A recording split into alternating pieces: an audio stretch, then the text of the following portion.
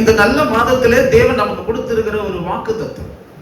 இந்த 6 மாதங்களிலும் ஆண்டவர் நம்முடைய வாழ்க்கையில் இருக்கக்கூடிய பல தடைகளை தகர்த்து இருக்கிறார், நம்மை உயர்த்தி இருக்கிறார், நம்மை பாதுகாத்து இருக்கிறார், நம்மை வழிநடத்தி இருக்கிறார். அவருடைய மாறாத கிருபை நம்மை பின்தொடர்ந்து கொண்டிருக்கிறது.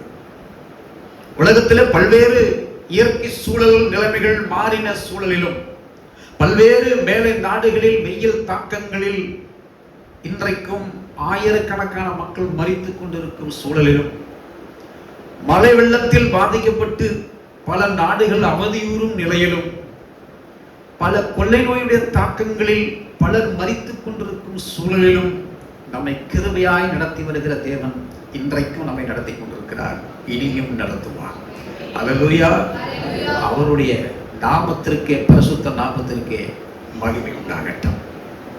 இந்த ஓசியா தீர்க்கதரிசி தன் சொந்த ஜனங்களுக்கு சொல்லுகிற தேவனுடைய வார்த்தையின் உறுதியளிப்பு. ஒரு சின்ன தீர்க்கதரிசி தான், ஆனால் இந்த தீர்க்கதரிசி சொன்ன அத்தனையும் புதிய ஏற்பாட்டின் காலத்தில் நிறைவே இருக்கிறது. என்னுடைய குமாரன் எகிப்திலிருந்து கொண்டு வரப்படுவான் என்று உரைத்தவர் இந்த ஓசியா தீர்க்கதரிசி. அவர் மரித்து 3ஆம் நாள் மரணத்தை ஜெயித்து எழுந்திருப்பார் என்று சொன்னவர் இந்த ஓசியா தீர்க்கதரிசி. நம்ம எல்லாத்தையும் ஒரு மனவாட்டியாக மணந்து கொள்வார் என்று நம்பிக்கையின் வார்த்தைகளை கொடுத்தவர் இந்த ஓசியா தீர்க்கதரிசி. திரும்ப வருவார் என்கிற நம்பிக்கை ஊட்டலை கொடுத்தவர் இந்த ஓசியா தீர்க்கதரிசி. சிறு சிறு தீர்க்கதரிசிகள் சின்ன சின்ன தீர்க்க தரிசனத்தை சொன்னதெல்லாம் ஒரு மிகப்பெரிய அறுவடையை அது தந்திருக்கிறது. இந்த தீர்க்கதரிசி இந்த வார்த்தைகளை கூறுவதற்கு முன்பு அவருடைய திருமணத்தை ஒரு வித்தியாசமான முறையில் ஆண்டவர் அனுமதிக்கிறார். சோரமோன ஸ்திரீயை நீ திருமணம் செய். இது பல்வேறு வேத பண்டிதர்கள் இந்த வார்த்தை அடையாளப்படுத்துகிறார்கள். இஸ்ரவேலர்கள் சோரம் போனதை குறித்தும், தேவனை விட்டு பின்வாங்கினதை குறித்தும், அவர்களை திரும்ப சேர்த்துக் கொள்வதற்கான அடையாளமாக இது இருக்கும் பொருட்டும் அப்படிப்பட்ட திருமணத்தை அவர் அனுமதித்தார் என்று பல வியாக்கியானங்கள் சொல்லப்படுகிறது. எப்படி ஆகினும் இஸ்ரவேலர்கள் தேவனுக்கு துரோகத்தை செய்தார். கர்த்தருக்கு மன மடிவை அவர்கள் உண்டாக்கினார். அவர்களிடத்துல எதிர்பார்த்த எந்த ஒரு முன்னேற்றம், ஆவிக்குரிய முன்னேற்றம் அவர்களுக்குள் இல்லாத பொழுது அவருடைய வாழ்வு வறண்டு போனார். ஒரு செழிப்பற்ற ஒரு நிலையை அந்த மக்கள் அனுபவித்தார். பாருங்க, நம்ம வாழ்க்கை என்பது ஒரு நிலையில் போய்கொண்டிருக்கக்கூடிய நிலை அல்ல. இன்றைக்கு இருக்கிற மாதிரி நாளைக்கு இருக்காது, நாளைக்கு இருக்கிற மாதிரி நாளைக்கு இருக்காது. இஸ்ரவேலர்களுடைய வாழ்க்கையில அவர்கள் நம்பின நம்பிக்கைக்கு விரோதமான சில சூழல்கள் செய்ததுனால கர்த்தருடைய கோபம் அந்த மக்கள் மீது இறங்க ஆரம்பித்தது. பாருங்க, பழைய ஏற்பாட்டின் காலத்துல சாமுவேல் தீர்க்கதரிசி இருந்த பொழுது மக்களை ஆள வேண்டும் என்று கர்த்தர் தன்னுடைய வாக்கிலே வாக்குரைத்தார், நான் உங்களை அழைத்து கொண்டு போகிற தேவன் என்று. ஆனால் சாமுவேல் தீர்க்கதரிசி இடத்துல மக்கள் வந்து கேட்கிறார்கள், மற்ற ராஜாங்கத்தை போல எங்களை ஆளுவதற்கென்று ஒரு ராஜா வேண்டும். அப்படி நாங்கள் இந்த வார்த்தைகள் எல்லாம் கேட்டுக்கொண்டிருக்கிறதுல எல்லாம் எங்களுக்கு பிரியம் இல்லை, எங்களை ஆளுவதற்கு ஒரு ராஜா வேண்டும் என்று அவர்கள் பிடிவாக கேட்கும் பொழுது ஆண்டவர் சொல்கிறார், சாமுவேலே, இவர்கள் கேட்கிறதை பற்றி நான் உன்னிடத்தில் ஒன்று சொல்லுகிறேன். இவர்கள் உன்னை தள்ளவில்லை, அவர்கள் என்னை தள்ளிவிட்டார். நான் ஆளுவதை இந்த மக்கள் விரும்பவில்லை.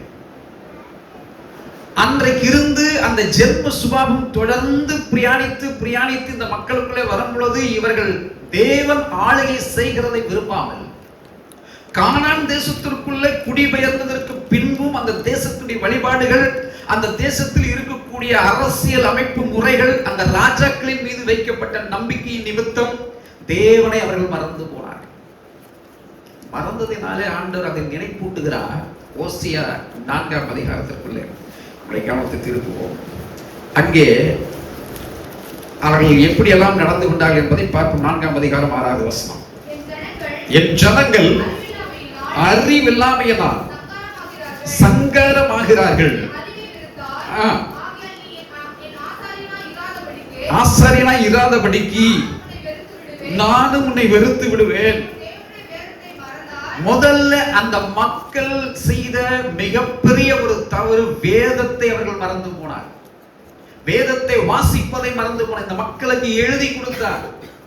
அவர்களுக்கென்று பிரத்யேகமாக இப்படித்தான் வாழ வேண்டும் என்கிற ஒரு நீதை உடைய ஒரு பரிசுத்த வேதாகமத்தை அவர்களுக்கு எழுதி கொடுத்தார். எந்த தெய்வமும் அதை அப்படிப்பட்ட ஒரு சூழலை மக்களுக்கு எழுதி கொடுக்கவில்லை. தேவன் தம்முடைய சித்தத்தையும் தம்முடைய வழிநடத்துதலையும் தங்களுடைய எதிர்காலத்தையும் குறித்து அவர் தம்முடைய வாக்கிலே எழுதி கொடுத்தார். அதை தினந்தோறும் வாசிக்க சொன்னார். இன்றைக்கு நம்முடைய வீட்டில் எத்தனை பேர் வேதத்தை வாசிக்கிறோம்? ஆசீர்வாதம் வேண்டும் என்று மட்டும் நாம் விரும்புகிறோம்.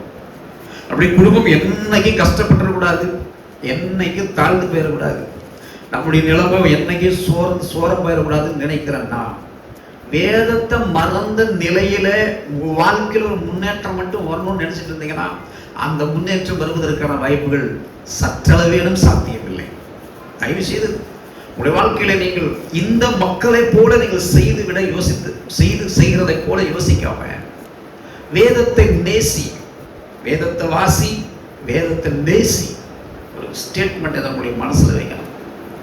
கர்த்தர் எங்க இருக்கிறாருன்னு கேட்டுட்டு இருக்கிறாங்களா? உங்களுக்கு தான் எழுதி கொடுத்துருக்கிறாரு. நம்முடைய எல்லா வீடுகளிலும் தேவன் நம்முடைய திருமறை, அவர் திரு என்பது அவர், மறை என்பது அவருடைய வார்த்தை. இந்த திருமறையை தேவன் நமக்கு எழுதி தந்திருக்கிறார். வேதத்தை மறக்கிற சந்ததிகளாக இந்த இஸ்ராயலர்கள் தம்முடைய வாழ்விலே முதல் ஸ்டெப் அவர்கள் எடுத்துக்கொண்டார்கள். தினந்தோறும் ஜெபிக்கிற பழக்கத்தை மறந்தார்கள். ஆண்டவர்கிட்ட தம்முடைய வார்த்தைகளை படிச்சு அதை பிராக்டிஸ் பண்ணி அதனுடைய கற்பனைகளும் கட்டளைகளும் கீழ்ப்படிவதை வெறுத்தார். அதை ஒரு கண்டிஷனாக அவர்கள் பார்த்தார். இன்னைக்கு எத்தனையோ பேர் தன்னுடைய வாழ்க்கையில ஒரு குடும்ப ஜெபத்தில் உட்காரன்னு சொன்னா கூட கஷ்டப்படுறான். கொஞ்சம் தூங்கிட்டு தூக்கத்தை நாளைக்கு பண்ணிட்டா போதும், இன்னைக்கு கொஞ்சம் அப்படியே தூங்கி ரொம்ப டயர்டாக சொல்றோம். இது வந்து அப்படி நேச்சுரல். இது நீங்க அப்படி நினைக்கிறீங்க. எவ்வளவு ரெஸ்ட்லெஸ்ஸாக இருந்தாலும் உங்களுடைய வேதத்தை வாசிக்கிறதையும் ஜெபிக்கிறதை நீங்க மறந்தாயால் என்ன ரிஃப்ளெக்ட் ஆகுங்கிற வசனம் அதுக்கு கீழே இருக்கிறது. அதே இடத்துல ஆகையால் நானும் உன் பிள்ளைகளை மறந்து விடுவேன். ஆசாரியனே, ஆசாரியன் வேதத்தை வாசிக்க மறந்தான். ஆசாரியர்கள் வளர்க்கப்பட்ட பிள்ளைகளும் வேதத்தை வாசிக்க மறந்தார்கள், ஜெபிக்க மறந்தார்கள். ஆலய வழிபாட்டு முறைகளை ஏதோ ஒரு வாரத்துக்கு ஒரு முறை வந்து கூட்டு அந்த இடத்துல வந்து உட்கார்ந்து ஜெபிச்சுட்டு போறத ஒரு ஒரு ஒரு கேஷுவல் சர்வீஸாக வைத்துக் கொண்டிருந்தார்கள். கர்த்தர் சொன்னாரு, உன்னையும் மறந்துடுவேன், உன் மக்களையும் நான் மறந்து விடுவேன். தேவன் மறக்கிறவர்களை எப்படி செய்கிறார் என்று உங்களுக்கு தெரியுமா? அந்த வசனம் சொல்லுகிறது. யோசியாவின் தீர்க்கதரிசன புஸ்தகம் 6ஆம் அதிகாரம் 1ஆம் வசனத்தை வாசியுங்கள். கர்த்தரிடத்தில் திரும்பவும் வாருங்கள். மறந்து போகும் பொழுது தேவன் நம்மை என்ன பண்ணுகிறாரா? நம்மை பீறி போடுகிறார். தேவனை மறக்கிறவர்களே, வேதத்தை வாசிக்க மறக்கிறவர்களே, ஜெபிக்க மறக்கிறவர்களே, துதிக்க மறக்கிறவர்களே, ஆலயத்திற்கு வருவதை நீங்கள் அலட்சியம் செய்கிறவர்களே, உங்களுடைய வாழ்க்கையை தேவன் பீறி போடுகிறதற்கு அவர் தயங்குகிற தேவன் அல்ல. அவர் நிச்சயம் பீறுகிறதும் நம்மை சிந்திக்க வைக்கிறதற்கும் அவர் எப்பவுமே சந்தர்ப்பங்களை எதிர்பார்த்து கொண்டிருப்பார். தேவனை பற்றின குணாதிசயங்களை நாம் அறிந்து கொள்வது ரொம்ப அவசியம். இதைத்தான் தாவீதும் தன் வாக்கில் எழுதுகிறார். தாவீதையும் தேவன் தான் செய்த தப்பு நிமித்தம் அவர் மறந்து விட்டார் என்று நினைக்கும் பொழுது தானும் அவர் 50வது சங்கீதத்தின் புஸ்தகம் 50வது சங்கீதத்தை திருப்பிக் கொள்ளுங்கள். 22வது வசனத்தை வாசியுங்கள். தேவனை மறக்கிறவர்களே, இதை சிந்தித்துக் கொள்ளுங்கள். இல்லாவிட்டால் நான் உங்களை பீறி போடுவேன். ஒருவரும் உங்களை விடுவிப்பது இல்லை. யாரும் விடுவிக்க முடியாது. கர்த்தர் ஒரு அடைப்பை ஏற்படுத்தி விட்டால் நீங்க யார்கிட்ட போய் ஜெபம் பண்ணாலும் உங்க கட்டை விடுதலை ஆக்கிக் கொள்ள முடியவே முடியாது. காரணம் ஏன்? எந்த சூழலிலும் தேவனோடு கூட கொண்டிருக்கிற உறவிலே நீங்கள் டிஸ்டன்ஸ் மெயின்டைன் பண்ண ஆரம்பிச்சீங்க, அவர் நம்முடைய வாழ்வை ஒரு சிங்கத்தின் நகத்தை பாருங்கள், சிறுத்தையின் நகத்தை எடுத்து பாருங்கள், காண்டாமிருகத்தின் நகங்களை எடுத்து பாருங்க. ஒரு மனுஷனுடைய முகத்தின் மேல கிழிஞ்சதுன்னு சொன்னா அந்த தோல் தாங்குமா? அந்த உடம்பு சரீரம் தாங்குமா? அவர் பீறுகிற அடிகள் அப்படிப்பட்டதா இருக்கும். இஸ்ரேல் ஜனங்கள் முதலாவது அதை செய்தார்கள். ஓசியாவின் தீர்க்கதரிசன புத்தகம் 8ஆம் அதிகாரம் 12வது வசனத்தை வாசிங்கள். என் வேதத்தின் மகத்துவங்களை அவர்களுக்கு எழுதி கொடுத்து அதை அந்நிய காரியமாக எண்ணினார்கள். பாருங்க, வேதத்தின் மகத்துவங்களை தேவன் எழுதி கொடுத்தார். அந்த வேதத்தை பற்றின புரிதல் அவர்களுடைய வாழ்விலே ஏற்படவே இல்லை. பரிசுத்த வேதாகமத்தை குறித்து உண்டாயிருக்கக்கூடிய ஆர்வம் அவருடைய வாழ்வில வரவே இல்லை. நிறைய பேர் நமக்கு பயம் வந்துருச்சுன்னா பைபிள் கட்டி பிடிச்சிட்டு தூங்குறது, தலைக்கு அடியில் வச்சுக்கிட்டு படுத்துக்கிறது, இதைத்தான் பழக்கமா வச்சுக்கிட்டு. அது ஒரு நம்பிக்கை இருக்குது நம்மளுடைய கிறிஸ்தவர்களுக்குள்ள. வேதத்தை தலைக்கு மேல வச்சு படுத்துக்கிட்டா நம்மளை ஒன்றும் தாக்காது, பிடிச்சிக்காது. தலைக்கு அதை தலைகாணியை வச்சு படுக்கிறதுல பிரயோஜனம் இல்லை. நீங்க வச்சிட்டு இருக்கிற அந்த தலைக்குள்ள இந்த பைபிள் போகும். அப்படி போனா மட்டும்தான் நீங்க உங்க வாழ்க்கையில எண்ணுகிற காரியங்கள் எல்லாம் வாய்க்கிறதாய் மாறும். இந்த இஸ்ரவேல் ஜனங்கள் செய்த மிகப்பெரிய ஆண்டவரால ஜீரணிக்க முடியாத விஷயம். நல்ல வசனம் தெளிவா வாசிக்கணும். இந்த வேதத்தில் இருக்கக்கூடிய மகத்துவங்களை நான் எழுதி கொடுத்தேன். நான் வாயில சொல்லல, வாயில சொன்னதோட நான் நிறுத்திக் கொள்ளவில்லை. இது எந்த காலத்திலும் உன்னுடைய பிள்ளைகளுடைய பிள்ளைகள் அறிந்து கொள்ளும்படியாக என்னுடைய மகத்துவங்களை முழுவதும் நான் எழுதி கொடுத்திருக்கிறேன். அந்த லெட்டர் மாதிரி எழுதி கொடுத்திருக்கிறார் அந்த பைபிள். இதை வாங்கி கையில் வச்சுட்டு இந்த மக்கள் என்ன பண்ணாங்களா? அவைகளை அந்நிய காரியமாக எண்ணினார். இது ஒரு காரியம். அப்புறம் என்ன பண்ணாங்க? வாசிக்கிறதுக்கு நேரலாக சொல்லுகிறேன்.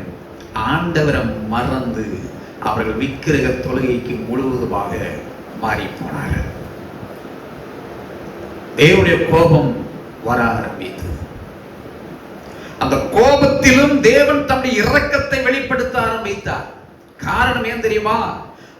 என்னுடைய மக்கள் உடன்படிக்கையின் மக்கள். நாம் எவ்வளவுதான் தவறுகள் இழைத்து விட்டாலும், எவ்வளவு தூரம் தேவனுக்கு விரோதமாய் நாம் நின்று கொண்டிருந்தாலும், கடைசி நிமிஷம் வரைக்கும் தேவனுடைய பார்வை நாம் எப்பொழுதாகிலும் தேவன் பக்கம் திரும்புவோமா திரும்பிடுவாங்களா அப்படின்னு பார்க்கிறதான் தேவனுடைய சுபாவம். என் உடன்படிக்கையின் மக்கள் மீது நான் கொண்டிருக்கும் அன்பை நான் வெளிப்படுத்த விரும்புகிறேன். அவர்கள் கோபத்தில் நிர்மூலமாக்குவது எனக்கு விருப்பம் அல்ல. அவர்களை அழித்து விடுவது எனக்கு விருப்பம் அல்ல. மாறாக அவர்கள் என்னிடத்தில் திரும்புவார்களே. அப்படி திரும்புகிற ஒரு நிலைப்பாட்டை தான் இந்த ஓசியா தீர்க்கதரிசியை கொண்டு தன் சொந்த ஜனங்களுக்கு பேசுகிறார். ஓசியா 14ஆம் அதிகாரம் 1வது வசனத்திலே சொல்லுகிறது,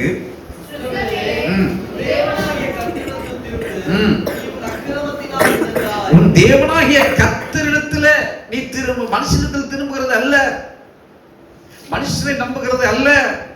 இந்த மக்கள் முழுவதும் ராஜாக்களை நம்பினார்கள். இந்த மக்கள் முழுவதும் அந்த நாட்டினுடைய சூழல்களையும் சட்டங்களையும் நம்பினார்கள். கடைசியில் நிலைமை என்ன ஆனது? அவர்களை கண்டுகொள்ள கூட ஒரு ராஜாக்களும் இல்லை, ஒரு மனுஷனும் இல்லை. காரணம் ஏன் தெரியுமா? எதிராளிகள் முழுவதும் இவருடைய ஆசீர்வாதத்திற்கு விரோதமாய் செயல்பட்டு இவருடைய ஆசீர்வாதத்தை முழுவதும் முடித்து விட்டு நடுத்தருவில் நிறுத்தி விட்டார்கள். வாழ்க்கையில் ஒன்று தெரிஞ்சுக்கிடுங்க, நாம் தேவனை விட்டு தூர போகும் பொழுது நம்முடைய ஆசீர்வாதங்கள் முழுவதும் ஸ்டெப் டவுனாக ஆரம்பிக்கும். ஒன் பை ஒன்னா நமக்கு கொடுக்க தெரிகிற ஆண்டவருக்கு எடுக்க கொஞ்சம் கொஞ்சமா ஆண்டவர் ஏதாஸ் பண்ணிக்கிட்டே வருவார். இஸ்ரேல் ஜனங்களுடைய ஆசீர்வாதங்களை எதிராளிகள் திட்டம் போட்டு முடிச்சு கட்டி அவர்களுடைய தொழில்கள் முழுவதும் வறட்சிக்கு நேராய் மாறினது. வாழ்வு முழுவதும் மிகப்பெரிய ஒரு வறுமைக்கு நேராக அது திருப்பப்பட்டது. மக்கள் என்ன செய்வது என்று தெரியாத ஒரு நிலைக்கு தள்ளப்பட்டார்கள். இப்போதான் எப்பவுமே அந்த பிரச்சனையின் உச்சகட்டம் நம்முடைய மனுஷனுடைய வாழ்வில் வரும்போதுதான் ஆண்டவரேன்னு வந்து உட்கார்ந்து அப்பதான் உபவாசம் வரும். அப்போதான் ஜெபம் வரும். பாருங்க, ராத்திரி தூக்கம் வரல, ஏதாவது ஒன்று வச்சு அமுத்திருச்சுன்னா அப்போதான் வேர்த்து போய், ஆண்டவரே எனக்கு நல்ல தூக்கம் வர மாட்டேங்குது. ஏன்? பயம். கொஞ்சம் பயத்தை காட்டினா தான் வர்றேன்னு சொல்றவனெல்லாம் என்னத்தை தான் பண்றது? எத்தனை முறை தான் பயத்தை காட்டி காட்டி. தேவன் பயப்படுத்துகிறதற்கு அவர் விரும்பவில்லை, மாறாக தேவன் தம்முடைய வழிகளில் நம்மை நடத்த விரும்புகிறார். அதுதான் இங்க இம்பார்ட்டன்டான பாயிண்ட். நீ ஆண்டவரிடத்துல திரும்ப திரும்ப திரும்ப கடைசி வெளிப்படுத்தல் வரைக்கும் இருக்கக்கூடிய ஒரு காலிங் அப்படின்னு எடுத்து பார்த்தீங்கன்னா, கடைசி சான்ஸ் வரைக்குமே ஆண்டவர் நம்மை இழுத்து கடைசி வரைக்கும் அவருடைய பிரசனத்துக்கு சேர்க்கத்தான் பார்ப்பார். அக்கிரமங்கள் இழந்து விட்டாய் இஸ்ரவேல் என்னும் சமுதாயமே, நீங்கள் முழுவதும் எனக்கு விரோதமாய் துரோகம் செய்தீர்கள். ஆனால் ஒன்று உங்களுக்கு சான்ஸாக கொடுக்கிறேன், நீங்கள் தேவனிடத்திற்கு திரும்புங்கள், வாங்க. ஆண்டவர் எப்பவுமே தன்னிடத்தில் வா மகனே வா போன்னு ஒரு நாளும் அவர் சொல்லுகிறதே இல்லை. அவர் போன்னு சொன்னது ஒரே ஒரு ஆளத்தான். யார? அப்பாலே போ சாத்தான். ஓ தாகமாய் இருக்கிறவர்களே, வருத்தப்பட்டு பாரம் சுமக்கிறவர்களே, எல்லாரும் என்னட்டு தான் வாங்க, என்கிட்ட வாங்க, என்கிட்ட வாங்க. உங்க தாகத்தையும் கணிப்பேன், உங்க வருத்தத்தை போக்குவேன், உங்களுக்கு தேவையான நற்செய்திகளை நான் உங்களுக்கு கொடுப்பேன், உங்களுக்கு தேவையான சத்தியங்களை நான் உங்களுக்கு கொடுப்பேன். அன்றைக்கு ஆசாரியர்கள் இல்லாத காலம், வேத வசனங்கள் இல்லாத காலம், மக்கள் எப்படி ஆராதிப்பது என்று தெரியாமல் திக்கு தடுமாறுகிற காலத்தில் இயேசு கிறிஸ்து நடுவீதியில் நின்று சொன்னார், ஓ வருத்தப்பட்டு பாரம் சுமக்கிறவர்களே, நீங்கள் எல்லாரும் என்கிட்ட வாங்க, நான் என் வாழ்வு தரும் வார்த்தை என்னிடத்தில் இருக்கிறது. பேதுரு சொன்னார், உங்களிடத்தில் நித்திய ஜீவனுக்கு ஏதுவான வார்த்தை இருக்கிறது. இயேசுவிடத்தில் வரும் பொழுது நம்முடைய வாழ்வு மாறுகிறது என்பதை ஓசியா தீர்க்கதரிசியை கொண்டு இந்த மக்களுக்கு சொல்லுகிறார். அதனுடைய அடிப்படையில் 4வது வசனங்களை இருந்து போக நேரம் இல்லாதனால, நான் அவர்கள் சீர்கேட்டை குணமாக்குவேன். முதல்ல ஆண்டவர் ஆவிக்குரிய வாழ்விலே ஏற்படக்கூடிய சீர்கேட்டை தேவன் சரிபடுத்த விரும்புகிறார். உங்களுடைய ஸ்பிரிச்சுவல் லைஃப், உங்களுடைய ஆவிக்குரிய வாழ்க்கை, தேவனோடு கூட பயணிக்கிற அந்த வாழ்க்கையில் இருக்கக்கூடிய தடைகளை உடைச்சு அதை சீராக்கவே தேவன் முதல்ல பிளாட்ஃபார்மை கரெக்ட் பண்ண விரும்புவார். எப்பொழுதும் ஆண்டவர் அதுக்கு இடம் கொடுக்க கூடாதபடிக்கு பல தடைகள் வருங்க, உங்களுக்கு பல இடையூறுகள் ஏற்படும். நீங்க தேவனுடைய காரியங்களை செய்யக்கூடாதபடிக்கு பல தடைகளை கண்டு கூட நிறைய பேர் மறுதளிச்சு இயேசுவே வேண்டான்னு ஒண்ணு நிறைய இருக்கும். அன்பான தேவனுடைய ஜனமே, நம்முடைய வாழ்க்கையில் தேவன் நம்மை சரிபடுத்த விரும்புகிறார். ஸ்பிரிச்சுவல்ல நம்ம வாழ்க்கையில நாளுக்கு நாள் ஆவிக்குரிய வாழ்வில் வளர்ந்து போகணும்.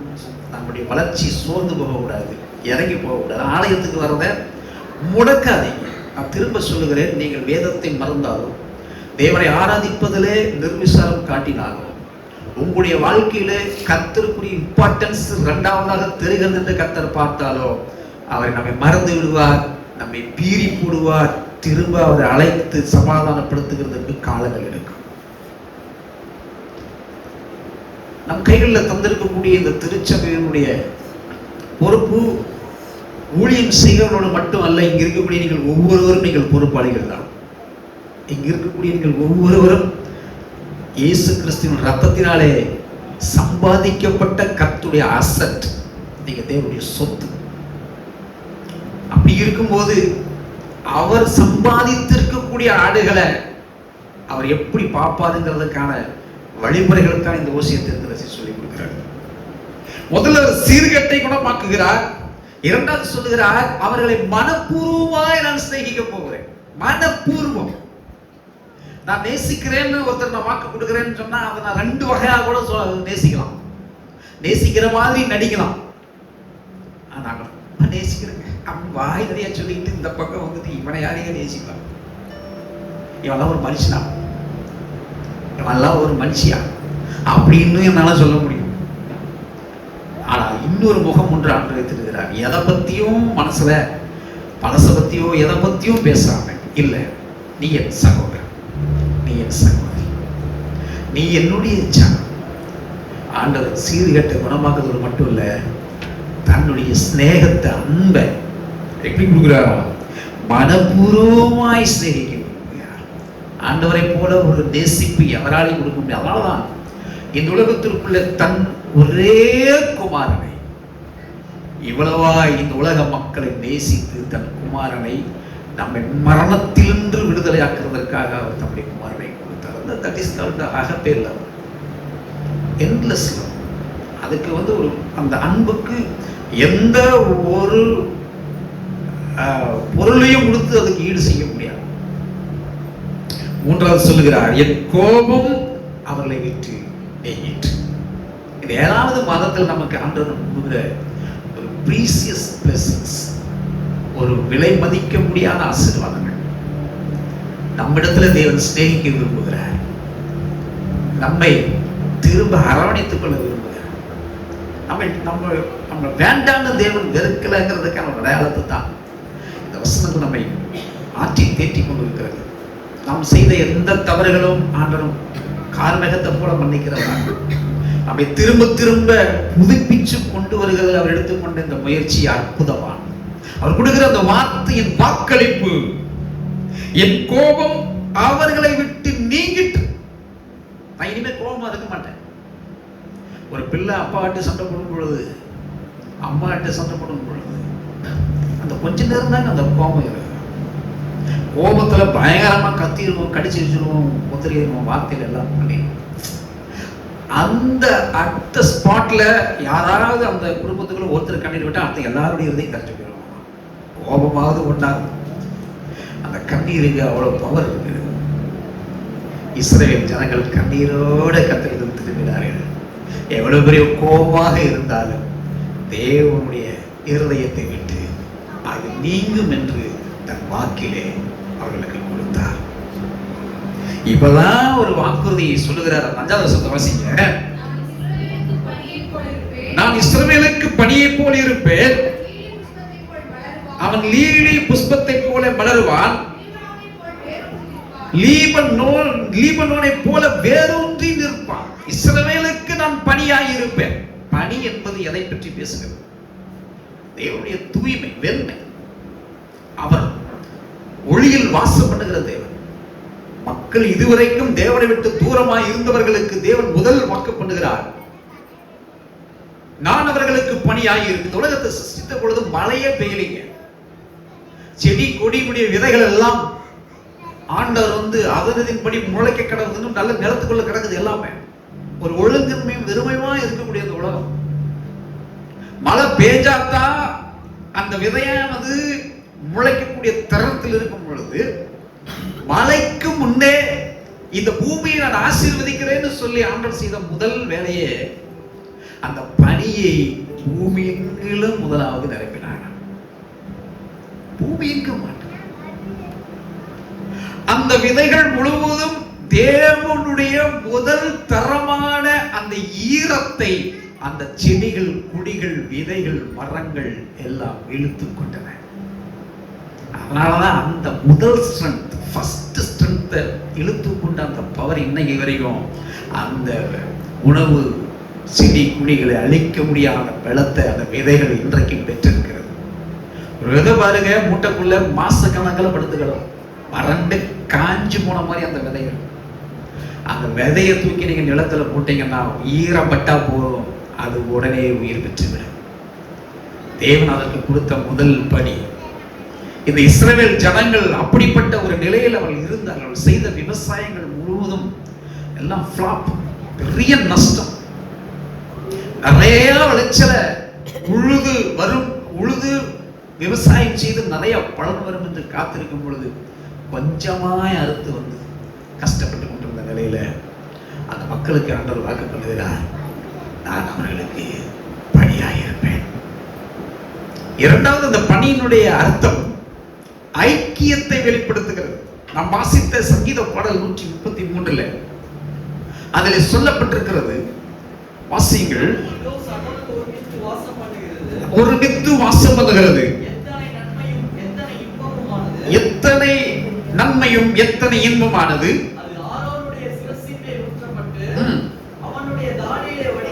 வடிகிறதும் நல்ல தைலத்திற்கும் எர்மோன் மேலும் சீயோன் பர்வதங்கள் மேலும் இறங்குகிற பனிக்கு ஒப்பாயிருக்கிறது. அந்த பனி ஆசீர்வாதத்தையும் ஜீவனையும் தருகிறது என்பதற்கான அடையாளத்தை இந்த மக்களுக்கு ஆண்டவர் வாக்கு பண்ணினார். முதல்ல இந்த மக்களுக்கு பாருங்க, ஒரு அவங்களுடைய தேவைகளை அறிந்து வார்த்தைகளை கரெக்டா பிக்ஸ் பண்ற. இனி இந்த மக்களுக்கு நான் என்னவா இருக்க போகிறேன்? பனியா இருக்க போகிறேன். அந்த பனி ஐக்கியத்தையும் ஆசீர்வாதத்தையும் ஜீவனையும் அந்த மக்களுக்கு பனியாக நான் இறங்கி அவர்களை ஆசீர்வதிப்பேன் என்று சொல்கிறேன். அந்த பனியை கிரகித்தவுடன் அந்த நிலத்திலே விதைக்கப்பட்டிருக்கக்கூடிய அந்த செடியானது லீலி புஷ்பத்தை போல மலருவான். பாருங்க, வறண்டு கிடக்கிற நிலம், அதுல ஒண்ணுமே இல்லை, காஞ்சி கிடக்கிறது. ஆனால் எங்கு பார்த்தாலும் லீலி புஷ்பம் என்பது ஒரு மகத்தான வாசனை நிறைந்த ஒரு பூ. அந்த பூ ஒன்று வெளியில வந்தாலே கமகமக்கக்கூடிய வாசனை நிறைந்தது. தேவன் இந்த மக்களுக்கு வாக்கு பண்ணுகிறார், இனி உன் வாழ்வு துர்நாற்றம் நிறைந்தது அல்ல, உன் வாழ்க்கை இனி வறுமை நிறைந்தது அல்ல, உன்னுடைய வாழ்க்கையிலே நீ இனிமேல் பாடுகளையே பட்டுக் கொண்டிருக்கக்கூடிய வாழ்க்கை உன்னுடைய வாழ்க்கை அல்ல. உன்னுடைய வாழ்க்கை எப்படிப்பட்ட வாழ்க்கையாய் மலரப் போகிறது, மலரப் போகிறது, மலரப் போகிறது என்று மக்களுக்கு வாக்கு பண்ணுகிறார். எத்தனை பேர் ஆமென் சொல்றீங்க? அல்லேலூயா. உன்னுடைய சூழ்நிலைகளை உடைத்தெறிகிற தேவ வல்லமை அந்த மக்களுக்கு வாக்கு பண்ணினதை போல இந்த 7வது மாதத்தில் இந்த செய்தியை கேட்டுக்கொண்டிருக்கிற திருச்சபை விசுவாச உறவுகளே, உங்களுடைய வாழ்க்கையில் வீசாத இனி மணக்காவே வாய்ப்பில்லைன்னு நினைக்கிற உன்னுடைய வாழ்க்கையில மலரப் போகிறது, வாசம் வரப் போகிறது. உன் வாசத்தினாலும் உன்னுடைய மலர்ச்சியினாலும் நீ தேவனை மகிமைப்படுத்துகிற ஜனமாய் மாறுவாய். அதோடு கூட அல்ல, அதோடு கூட மட்டுமல்ல, அந்த மனுஷன் லீபனோனின் உள்ள அந்த லீபனோனை போல் வேரூன்றி நிற்பான். உள்ள வேறு ஆழமாய் அது நிற்கும். இனி அப்படின்னு என்ன அர்த்தம்? இஸ்ரவேலை நான் அழிக்க மாட்டேன், அவருடைய பிள்ளைகளை நான் அழிக்க மாட்டேன், அவருடைய சந்ததிகளை நான் அழிக்க மாட்டேன். இந்த இஸ்ரவேல் என்னும் சந்ததி ஆவிக்குரிய சந்ததி. இதை ஓசியா தீர்க்கதரிசி சொல்லி, புறஜாதிகள் ஆண்டவரை ஆராதிக்க வருவார்கள் என்று ஓசியா தீர்க்கதரிசி சொல்லியிருக்கு. அதே போல புறஜாதிகளாகிய நாம் எல்லாரும் நாம் லீபனோனில் உள்ள வேர்களை போல வேரூன்றி நம்முடைய சந்ததிகள் சந்தானங்கள் எல்லாம் வேரூன்றி தலைமுறைகள் தலைத்து நிற்கிற ஆசீர்வாதத்தை அந்த மக்களுக்கு தேவன் வாக்களித்தார். நம்மையும் விட்டுடாம அந்த பிள்ளைகளை நான் மறந்துடுவேன்னு சொன்ன ஆண்டவர் சொன்னார், நான் மறக்க மாட்டேன். ஆகவேதான் வேதம் சொல்லுகிறது, ஒரு தாய் தன் பாலகனை மறந்தாள், நான் உன்னை மறவேன். இன்னைக்கு பெத்திர திருச்சபை வந்திருக்கக்கூடிய இரண்டு திருச்சபை விசுவாசிகள, கர்த்தர் இதுவரைக்கும் நம்ம மறக்கல, இனி அவர் நம்மை மறக்க மாட்டார். அல்லேலூயா. அடுத்த அந்த வசனம் சொல்லுகிறது, 6வது வசனம், அவன் கிளைகள் ஓங்கி படரும், அவன் அலங்காரம் ஒளிவ மரத்துடைய அலங்காரத்தை போல. பாருங்க, நம்மை வேரூன்ற செய்யும் பொழுது அந்த மரமானது ஒரு கிளை விட ஆரம்பிக்கும். ஒரு வாழைக்கண்ணு தான் நீங்க நடுவீங்க, அந்த வாழைக்கண்ணை சுத்தி ஒவ்வொரு இடக்கண்ணுகள்லாம் வந்துகிட்டே இருக்கும். ஒரு மரத்தை தான் நீங்க நடுவீங்க, அந்த மரத்தை சுத்தி கிளைகள் வளர ஆரம்பிக்கும். மக்களுக்கு சொல்லுகிறாங்க, இந்த பட்டணத்துல, இந்த கானான் பட்டணத்துல நீங்க அழிஞ்சு போயிட மாட்டீங்க, நான் உங்களை அப்படி விட்டுற மாட்டேன். இனி உங்களுடைய வாழ்க்கையே நான் வாசனையுள்ள வாழ்க்கையாக நான் மாற்ற போகிறேன். உன்னுடைய வாசனையும் உன்னுடைய மனத்தையும் கண்டு மற்றவர்கள் திகைக்கும் அளவுக்கு உன்னுடைய வாழ்வை நான் மலரச் செய்ய போகிறேன். இந்த வாழ்க்கையின் உயர்வு வேரூன்றி இறங்குகிறதை நான் கிளைகள் வளர ஆரம்பிக்கும். அந்த உங்களுடைய சந்ததிகள் திரும்ப வேதத்தை வாசிக்க ஆரம்பிப்பார்கள், ஜெபிக்க ஆரம்பிப்பார்கள், கர்த்தரோடு இணைந்து தேவனுடைய குடும்பமாய் மாற ஆரம்பிப்பார்கள். காலம் கனிந்து பொறுத்திருங்கள், காத்திருங்கள், நிச்சயம் வெற்றி அனுபவிப்பீர்கள். அல்லேலூயா, அல்லேலூயா. அவர் சொல்லுகிறார், ஒலிவ மரத்துடைய அலங்காரத்தை போல 128ஆம் சங்கீதத்தில் ஒரு ஆசீர்வதிக்கப்பட்ட ஒரு குடும்பத்தை பற்றி தாவீது எழுதுகிறார். பிள்ளைகள் முழுவதும் ஒலிவ மர கன்றுகளை போல வளருவார். ஒலிவ மரம் என்றால் என்ன தெரியுமா? அந்த மரத்தினுடைய ஆயுசு நாட்கள் 1000 வருஷம். ஒரு ஒலிவ மரம் வாழக்கூடிய வருஷங்கள் 1000 வருஷம். பாருங்க, ஆதாம் சிருஷ்டிக்கப்படும் பொழுது 900 சில்லற வருஷம் வரைக்கும் அந்த மனுஷன் வாழ்ந்து முடித்தார். அப்படியே வாழ்க்கையை எப்படியெல்லாம் ஆசீர்வதிக்கிறார் பாருங்க. அப்படி பிள்ளைகளை ஒலிவ மர கன்றுகளை போல நம்மை ஆசீர்வதிக்கிறார். இந்த புதிய மாதத்துல எத்தனை பேர் உற்சாகமா இருக்கீங்க? அல்லேலூயா, அல்லேலூயா. இதுவரைக்கும் நீங்க எப்படியானாலும் இருக்கலாம். இந்த மாசத்துல இந்த வார்த்தையை நீங்கள் நம்புங்கள். உங்களுடைய வாழ்க்கையிலே இந்த லீபனோனில் உள்ள மலருள்ள வாசனையின் ஆசீர்வாதம். அது என்னன்னா, கர்த்தர் உங்களுக்கே அவர் வாசமாகி இருப்பார். உங்களோடவே வாசமாகி இருப்பார். உங்களோடவே அவர் தங்கி இருப்பார். உங்களை பலப்படுத்துவார். உங்களுடைய நம்பிக்கையை வீண் போகாமல் பார்த்துக் கொள்வார். நம்பிக்கை உடையவர்களை தன்னுடைய சட்டைகள் நிலையில வைத்து அவர் பாதுகாத்து வழி நடத்துவார். அது அந்த அலங்காரத்தை போல அவனுடைய வாசனை லீபனோனுடைய வாசனை போல இருக்கும். அவன் நிழலில் குடியிருக்கிறவர்கள் திரும்புவார். எங்கெல்லாம் நம்ம அவநம்பிக்கை போனாங்களோ, எங்கெல்லாம் இனி இந்த இஸ்ரவேலின் தேவன் நம்மளை காப்பாற்ற மாட்டார்னு ஓடினாங்களோ, ஆனால் கொஞ்சம் பேர் நம்பிக்கையா இருந்தாங்க பாருங்க. அந்த நம்பிக்கையை வச்சு போனவங்களை திரும்புவது. வாழ்க்கையில உங்களை வச்சுத்தான் தேவன் இருக்கிறார் என்பதை நிரூபித்து காட்டுவார். உங்களுடைய வாழ்க்கையை வச்சுதான், உங்களுடைய ஆவிக்குரிய நம்பிக்கையை வைத்துத்தான் உங்களை விட்டு போன எல்லாம் திரும்ப வரும், வந்தே தீரும். அல்லேலூயா. பாருங்க, தானிய விளைச்சலை போல செழித்து திராட்சை செடிகளை போல படருவார்கள். அவன் வாசனை லீபனோனுடைய திராட்சை ரசத்தின் வாசனையை போல இருக்கும். ஈசாக்கு அப்பா இறந்துட்டாரு.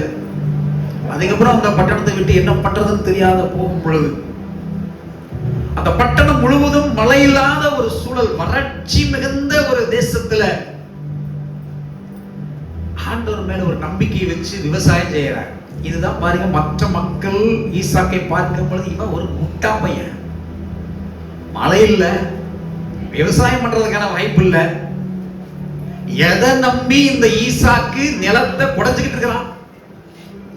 யார் இந்த வயலுக்கு தண்ணி ஊத்த போறா? கிணறு வத்தி போயாச்சு. ஆனால் ஈசாக்கு விசுவாசத்தோட நிலத்தை உழவு செய்கிறான். இந்த நிலம் என்கிற இருதயத்தை இன்னைக்கு நீங்க விசுவாசத்தோடு உழவு செய்யுங்கள். அந்த உழவு என்ன? கர்த்தருடைய ஆசீர்வாதங்களை பெற்றுக்கொள்ள பாத்திரனாய் இருக்கிறேன். என் வாழ்க்கையில எல்லாம் அவருடைய ஆசீர்வாதத்தின் பெருக்கமே வாழ்க்கையில நடக்கும் அப்படிங்கிற நம்பிக்கையோட உங்களுடைய இருதயத்தை தேவனுடைய கரங்களில் ஒப்பு கொடுங்க. ஈசாக்கு விதை விதைத்தான். அது எத்தனை மடங்காக தெரிகிறது? 100 மடங்காக. பாருங்க, ஈசாக்கு விதைத்த அந்த விவசாய நிலங்களிலே கர்த்தர் மழையை வர்ஷிக்க பண்ணினார். ஒரு வித்தியாசத்தை தேவன் எப்பொழுதுமே காட்ட விரும்புவார். அந்த தேசத்தில் வாழ்ந்த எல்லா சீமான்களும் ஈசாக்கின் மீது பொறாமை கொண்டார்கள். எப்படாம பஞ்சகாலத்துல விவசாயம் பண்ணான், அவன் செடி குடியெல்லாம் எல்லாம் பலனுக்கு வந்துருச்சு, மூட்டை மூட்டையை அடக்கி வச்சிருக்கான் எல்லாம் பலனையும். எப்படி அப்படின்னு சொல்லி அவன் மேல பொறாமை கொண்டு அந்த இந்த தேசத்திலே இருக்காங்க, நீ கிளம்பு அப்படின்னு சொல்லுகிற அளவுக்கு உங்களுடைய தானிய விளைச்சலை தேவன் வர்த்திக்க பண்ணினார். உங்களுடைய கையின் தொழிலை தேவன் வர்த்திக்க பண்ணுவார். அல்லேலூயா. நீங்கள் என்ன முயற்சி எடுத்துட்டு இருக்கிறீங்க, உங்க வாழ்க்கையிலே உங்களுடைய தொழில், உங்களுடைய போக்குவரத்து, உங்களுடைய என்ன மாவு தொட்டி முழுவதையும் தேவன் ஆசீர்வதிப்பதற்கான வாக்கைத்தான், தானிய செழிப்பை இந்த இஸ்ரவேலுக்கு கட்டளையிட்டது போல இங்கே இந்த செய்தியை கேட்டுக்கொண்டிருக்கிற உங்கள் ஒவ்வொருவருக்குள்ளும் உங்க வீடுகளில் உங்களுடைய வாழ்க்கையில் அந்த ஆசீர்வாதத்தை மேன்மைப்படுத்த கத்த விரும்புகிறார். அல்லேலூயா, அல்லேலூயா. நீங்கள் செய்வதெல்லாம் வாய்க்க நீங்கள் கையிட்டு செய்வதெல்லாம் வாய்க்கும். நம்பிக்கையோட இறங்குங்கள். நம்பிக்கையோட தேவ சமூகத்தில் இந்த வார்த்தைகளை கிரகித்துக் கொண்டு தொழிலில் நீங்கள் முன்னேறுங்கள். நீங்கள் அடியெடுத்து வைக்கும் ஒவ்வொன்றிலும் கர்த்தருடைய நாமத்திற்கு முதல் இடத்தை கொடுத்து நீங்கள் ஆரம்பியுங்கள். உங்களுடைய தொழிலை தேவன் சிறப்பு மிகு முதலிடத்தை தந்து ஆசீர்வதித்து உயர்த்துவார். இரண்டாவது, போக்கையும் வரத்தையும் அவர் ஆசீர்வதிப்பார். தினந்தோறும் பைக்கில் டிராவல் பண்றீங்க, கார்ல டிராவல் பண்றீங்க, பஸ்ல டிராவல் பண்றீங்க, நடந்து போறீங்க, சைக்கிள்ல போறீங்க, எதெல்லாம் நீங்க போனாலும் இது இஸ்ரவேலுக்கு பணியாய் இருக்கிற தேவனுடைய பாதுகாப்பு உங்கள் அனைவர் மீதும் தங்கி இருப்பதாக ஒவ்வொருவரையும் அப்படி ஆசீர்வதிப்பதே தேவனுக்கு பிரியமாய் இருக்கிறது. இந்த திராட்சை செடிகளை போல படர்கிற ஆசீர்வாதம் யோசேப்பு கனிதரும் திராட்சை செடி. உங்கள் ஒவ்வொருவரையும் யோசேப்பை ஆசீர்வதித்ததை போல உங்கள் ஒவ்வொருவரையும் வாழ்வையும் ஆசீர்வதித்து வைத்துவார்கள். அநேக சோதனைகளுக்கு பின்பு யோசேப்புடைய வாழ்வு திராட்சை செடியை போல மலர்ந்ததை போல உங்களுடைய வாழ்வை மலரச் செய்வார். எனக்கு நம்பிக்கை உண்டு. நம்முடைய மக்களை எல்லாத்தையும் ஆசீர்வதிச்சு கர்த்தர் வைத்துவார். எல்லாரும் நல்லா இருப்பீங்க. எல்லாருடைய வாழ்க்கையிலும் பல இன்ட்ராப்ஷன் இருக்கிறத கண்டெல்லாம் பயப்படாதீங்க. வேதத்தை மறக்காதீங்க. ஜெபிக்கிறத விட்டுறாதீங்க. ஆராதிக்கிறத விட்டுறாதீங்க. சபை கூடி வருவதில் விட்டுறாதிருங்க. ஒரு சுயநலத்துக்காக, சொந்த தேவைகளுக்காக இயேசுவை மறுதலிக்கிற விஷயங்களை எல்லாம் தூக்கி தூர போடு. எந்த அதாவது மனுஷர்களுக்கு முன்பதாக என்னை குறித்து அறிக்கை செய்யாதவனை என் பிதாவுக்கு முன்பதாக நான் அவனை குறித்து அறிக்கை செய்ய மாட்டேன் என்று கர்த்தர் சொல்லுகிறார். எப்படிப்பட்ட எவ்வளவு தூரம் அவரை மறுதலிச்சு தான் இந்த ஆசீர்வாதம் எனக்கு வரும்னு இருந்ததுன்னு சொன்னா அந்த ஆசீர்வாதத்தை தூக்கி தூர போடு. அவசியமே இல்லை. நீ ஆண்டவருக்காக நீ எதையெல்லாம் இழந்தாயோ அதை நாளத்திரையாய் தேவன் கொடுக்க வல்லவராக இருக்கிறார். கட்டாயப்படுத்துவார். அப்படி நாமத்திற்கு பயந்திருக்கிறவர்கள் மேல் அப்படி நீதியின் சூரியன் உதித்தே தீரும். இந்த உதயத்தை தான், இந்த விடிவு காலத்தை தான் இந்த இஸ்ரவேல் ஜனங்களுக்கு தேவன் வாக்கு பண்ணினார். அந்த வாக்கை எடுத்துத்தான் நம் சபை மக்களுக்கு எடுத்து பகிர்ந்தேன். இந்த பகிரின் ஆசீர்வாதம் உங்களுடைய சுக வாழ்வை தேவன் ஆசீர்வதித்து பெருக பண்ணுவார். நோய் நொடிகள் முழுவதும் நிர்மூலமாகி ஆரோக்கியத்தையும் சௌக்கியத்தையும் உங்களுடைய வாழ்வில வைப்பார்கள். உங்களுடைய பிள்ளைகளுடைய வாழ்வில நல்ல படிப்புகளை கொடுப்பார்கள்.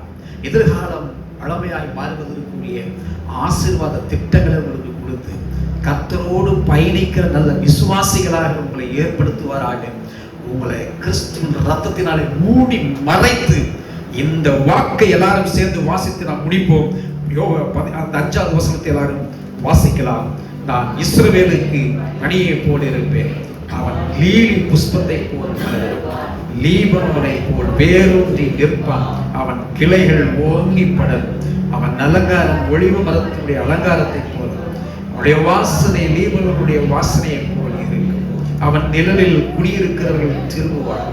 தானிய விளைச்சலை போல செழித்து திராட்சை செடிகளை போல படருவார். அவன் வாசனை தேவனுடைய திராட்சரசத்தின் வாசனையை போல இருக்கும். தேவன் தாமே இத்திரு வாக்கியத்தின் வாக்கு ஆராதனையை நமக்கு ஆசீர்வதிப்பாராக. எழுந்து என்று பிரார்த்தனை செய்வோம். நம்மத்தில்